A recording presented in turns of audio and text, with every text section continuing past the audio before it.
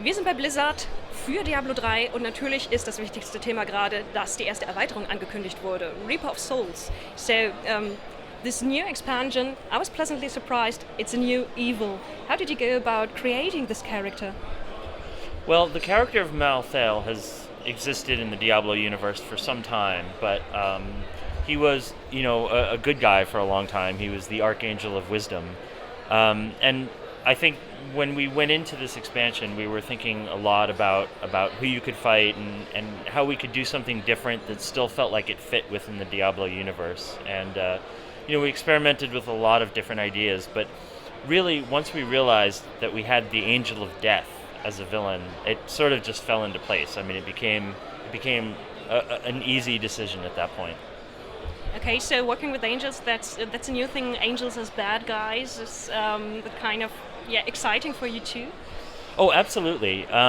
Angels in the Diablo universe have always been sort of a neutral force. A lot of people look up to them as a friendly force, but they always have had their own sort of agenda. They were never out to destroy all the humans like the demons were, but the fact that now we have an angel who believably wants to kill everyone just adds a whole new element to all of the interactions between humans and angels and demons. It mixes up all of the power dynamics that we're so used to. Okay. With the new expansion, I guess a lot of players who have invested a lot of time in their characters are worried, is my gear going to be obsolete immediately? No, not immediately. So when you first start in the game, it's really important to us that you get upgrades, and that's what Diablo is all about. Is that you get loot upgrades. So it's not that the gear is obsolete right off the bat, but we have expanded the power of the gear so that you can get new things. If you have the very best items in Diablo 3, we still want you to get new items on a pretty regular basis. That's part of it. In addition, we have a brand new system called enchanting. That's our new Crafter the Mystic enchants items. You can get more life out of your existing gear by enchanting it. You can reroll one of your worse or lesser stats and get a more powerful one, therefore getting more life out of it as well. So there's a lot of room to grow, and there's still lots of power out of the gear that people already have. And how do you go about when the level cap goes up? The new abilities for the characters, are you going to be able to play your character completely different now? For instance, the sorcerer, are there new abilities that make it a different kind of character? So different kind of character, no. Expanding the tool set, yes. So all of the existing character classes get new skills, new runes, new passives, new equipment, and the equipment is sort of where it's interesting. The legendary items are getting a complete overhaul. So their power was increased in one of the patches we did quite dramatically, but all of the old items, when new versions of them roll, as well as all of the many new legendaries we have, are all getting completely unique effects. So the idea is any legendary you get does something that no other item in the game does. One of the goals of that system is to encourage build diversity. So it's not just that the item itself is cool, but it also makes you try something you might not have tried otherwise. So for example, we showed something called Jawbreaker today, which is a monk fist weapon. And it gives you Dashing Strike for free if you hit enemies 25 yards away, which is pretty far. So if you weren't already a monk using Dashing Strike, or if you had it but didn't use it at a far distance, we're actually going to encourage you to try playing a monk who's very distance-oriented, very speed-oriented, dashing around the battlefield. And that's a really cool way of encouraging build diversity in a way that's positive. And the whole reworking of the loot system, that there are going to be more legendary items and that there's a chance that they're going to fit exactly what you're playing. How is that going to affect the auction house? Because until now it was the main source for fitting legendary items. Right, so the auction house essentially is a trading system, and trading is not an invalid way to get items, but it's not the most fun way. So the balance was very much off, I think, at the beginning of Diablo 3 for sure, and probably still is. So we want you to find items. To kill a monster and to get an item is the best and most fun way to play the game, and maybe the second best is probably to take an item you found and improve it at a crafter or to craft your own. Third is trading. So we really want to make sure that finding items is now the most effective way to get more powerful, because it's more fun. Is that something that came from fan critique? Many people were unhappy with the amount of good loot. Yeah, we spend a lot of time listening to our fans. We reach out to them, we read the forums, we read other forums, we read Reddit posts. There's all sorts of fan sites that we review. We actually get weekly reports of almost everything that's said about Diablo on the internet. And we look for common themes. And we, of course, play the game a lot ourselves. And we have that same feeling at a certain point.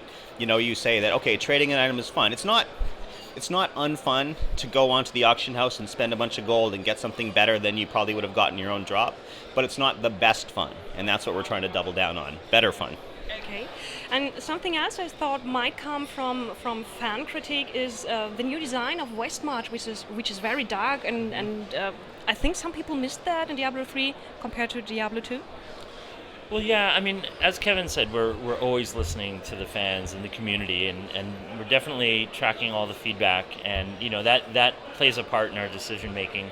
But I think we also felt it was a natural evolution to go into a darker, more gothic feel, especially considering the villain. I mean, Diablo games are obviously about the villain, hence the title, right? So that decision impacted everything else, that informs everything else. And so if you're gonna be fighting the Angel of Death and dealing with, you know, the end times, then you're going to want a dark, gothic, creepy feel to everything. And so it was like a natural extension of that. And also pretty cool the fact that you can switch between the streets, and Subterranean Love is just like that. Is that something new that you're playing with? We might see in further add-ons?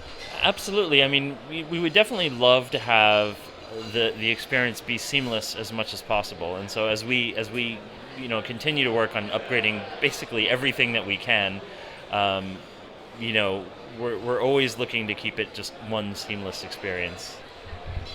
I have a few questions about the Paragon system. And how's it going to affect characters that you already have? If you have Paragon level 40, is it immediately going to be account-wide? That's right. Yep. So all the time that you've spent gaining Paragon levels, we didn't want to take away from that at all, so it's immediately transferred into the new Paragon system. So if you had a level 40 Paragon, as your example, then all of your characters are now level 40 Paragon, including brand new characters you start. So you start a new Crusader, you can already customize stat points and spend Paragon points. And what was the idea behind making the Paragon levels infinite, kind of? Doesn't that mean that you're going to have characters that are hugely stronger than any other they're going to play with? Yeah, that's true. There will be, you know, if you put enough time in, you'll be dramatically, you know, more powerful than other characters. But that said, the way that the item system works, the way that we've revamped the end game to have a lot more endless replayability, even the Act 5 itself is more replayable. All the exterior zones are randomized now, which is something we hadn't done in D3. So with all that in mind, we wanted to make sure that whenever you were playing, you were still getting rewarded for it. You still got some sort of experience. In this case, that endgame Paragon system seemed to make sense. So we're being pretty generous with it, yes, with the power. But you know, Diablo is a game about kind of always winning. You're always killing monsters. It's more about how effective and how fast you can churn through them. The armies of hell are endless, and so is your power. Can you tell me something more about when the release is going to be and whether it's going to be on the console too, and maybe at the same time? We haven't quite shipped the console version of Diablo 3 yet, so we probably shouldn't rush right into Reaper of Souls yet. At this point, we're just developing it for the PC. We'll see if it makes sense to do for the console in the future, and we'll let you guys know. As far as release point goes, we'll have to give the usual Blizzard answer. When it's ready, we will ship it. Okay, it's done when it's done. Yep. So, is there something that you want to point out which is your favorite new part in Reaper of Souls?